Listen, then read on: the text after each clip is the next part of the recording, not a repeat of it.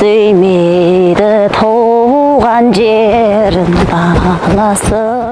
Бұлараның қысы суық, жазы салқын, тұрғындарымыз пытыранды қоныстанған, мал шаруашылығын негіз еткен қыстақ.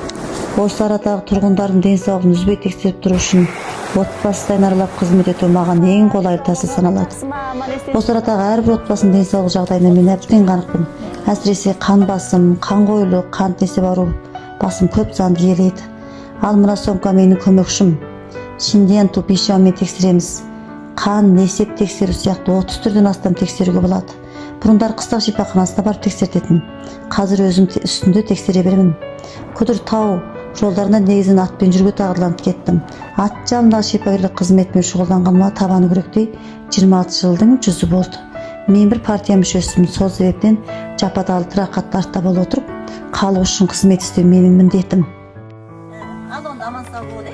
6 айдың 18-19 күні қыстақ шипагерлерінің уәкілі ретінде Бейжіңнің екінші кезек жүнгонның қыстақ шипагерлерінің әлеуметті игілік жиналысында қатынасқаным ерекше мақтаныш сезінемін.